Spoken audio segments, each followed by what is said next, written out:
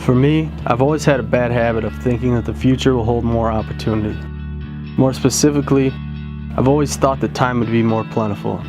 I would say things like, after this, I'll have more free time to go do that.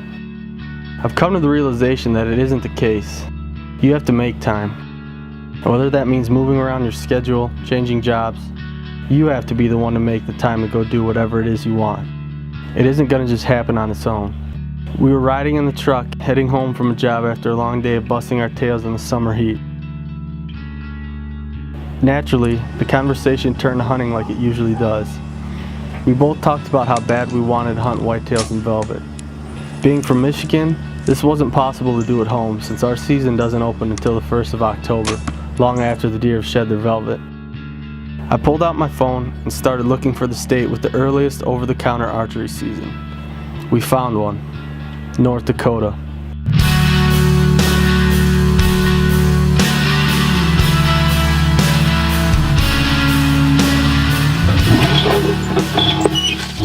We both spent hours online finding public land and aerial scouting possible locations.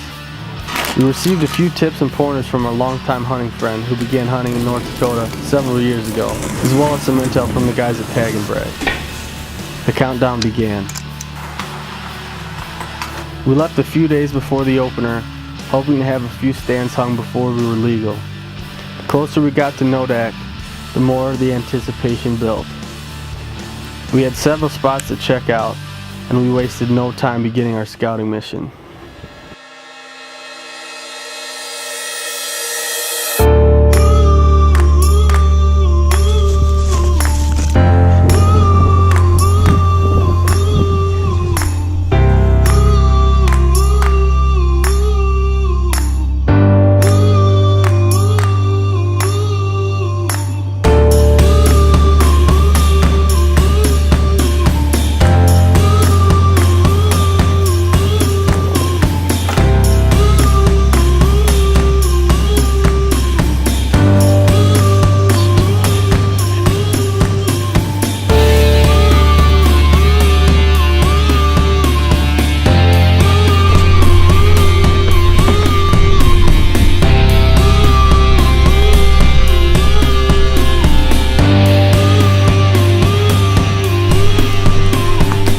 We found several tracts of public land with the help of onX maps.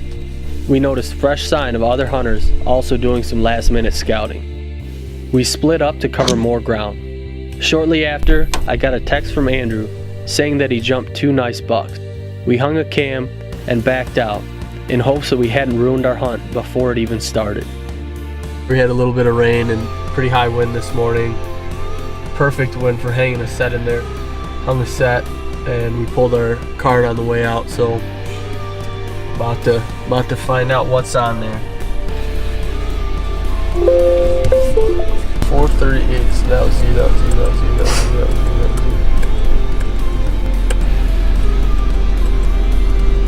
you. That's it. Wah, wah, wah.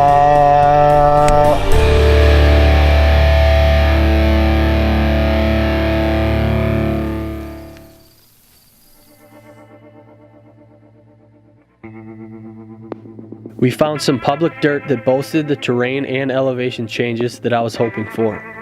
We glassed up a group of deer nearby with a great buck. We were able to catch him on trail cam several times and had a stand hung ready to go.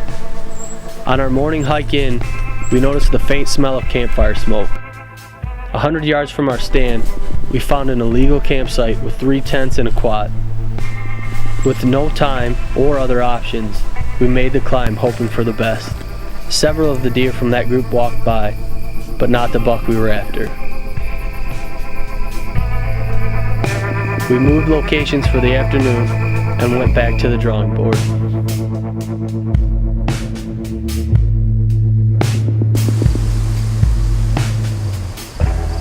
We just got into this spot here. We're at the bottom of an alfalfa field. It's been really windy.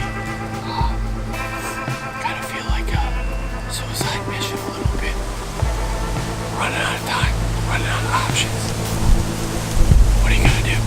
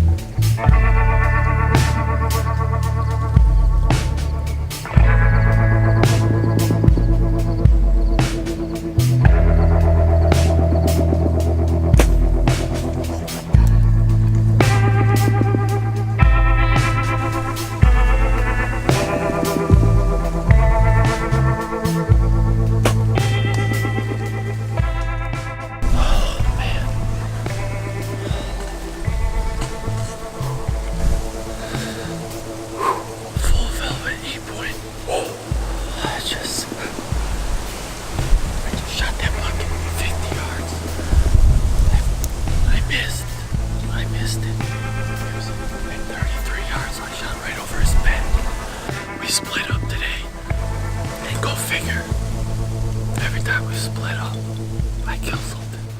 I think that I'm never gonna hunt with Andrew again. Did you really arrow one? Yeah, Are you serious? I swear to God. Yes! Yes, man. I got a bunch of the film together. You got it on film? Yeah, I didn't have the GoPro on.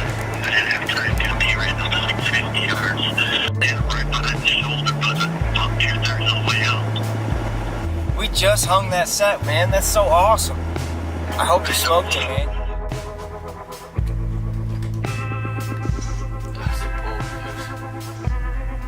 Those nerves kicking in yet? Oh, they've been kicking in. Did you sleep? Surprisingly, I did sleep, but I think it's just because I'm so sleep deprived from the past week of going dark to dark. We've only blown out 2 pairs of boots so far, and I don't know, 5 or 6 days of walking, so we're doing pretty good.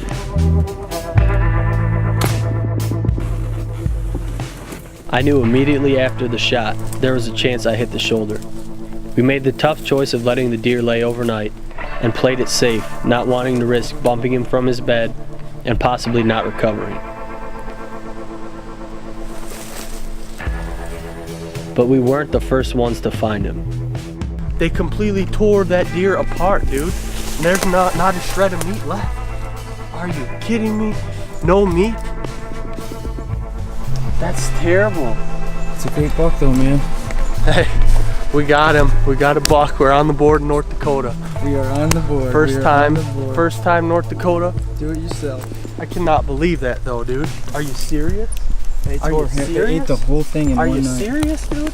And I saw meat and I'm like, son of a gun. I was heartbroken when I saw what remained. As a hunter, this is one of the worst feelings experienced. Months worth of meals for my family were claimed by other predators. We are on to our last morning hunt, possibly our last hunt. Debating on hunting tonight or not. We're heading back out to some public ground. We had 3 shooters, or 4 maybe on camera there, but all the campers moved in for the weekend and they bugged out. So it's been a couple days. We're gonna do a hanging hunt and hope something cruises by because we'd like to tag and get on the road and get back to the mint.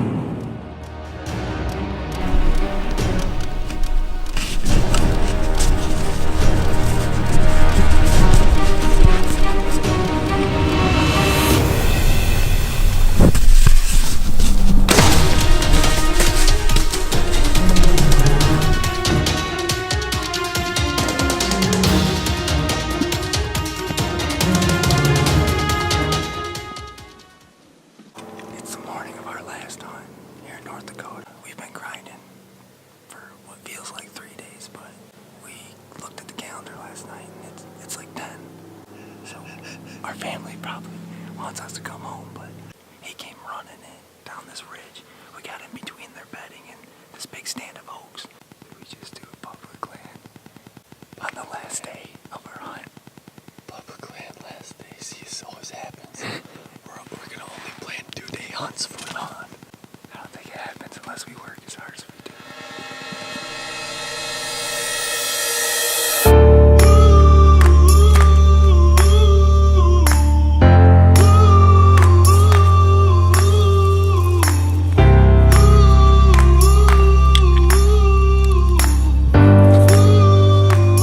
From the first sight of Andrew's buck to the moment he shot was a matter of seconds. With the buck at only 4 yards, I didn't want to risk moving to refocus the camera. The blood trail started off good and slowly tapered as we reached the prairie grass on top of the ridge. The buck was going in circles. We were both on different blood trails at the same time. As time passed, the fear began to sink in. There was a chance we might not recover his buck. Oh, dude, I love you. Oh, look at the character on him. Oh man, he's gnarly. Sweet. Hey brother. Double tag. Yes. Yeah. Public land, baby. Couldn't be more happy. Chad, finding him after about to jump off the side of this cliff. Oh my god, the flies are getting to me. Dude. I'm out of here. Hey! Don't tick! I feel like about 1,000,000 pounds of pressure just came off of me. I'm just gonna lay here and enjoy North Dakota with my buck. I don't know. 10 days of straight grinding. Nothing like finishing it on the last hunt, last morning. Has that ever happened to you before? That's the first thing, isn't it? It happens every time I hunt, actually. It's not even funny anymore. I mean, I think it's hilarious. it's just a thing now. And that's a wrap for us here out in North Dakota. 2 nice bucks, full velvet. Andrew shot his on public. I shot mine on knock on private. Do it yourself. Anybody can do it. But don't do it here because this is our spot now. Go somewhere else. Just kidding, it's public. We've got about 3 to 4 hours of sleep, tops, a night. But we both tagged out on 2 velvet bucks. It's true. So we got everything loaded up. We got the trailer in tow. Gotta go pull a couple tree stands, pull a couple cameras. It's back to the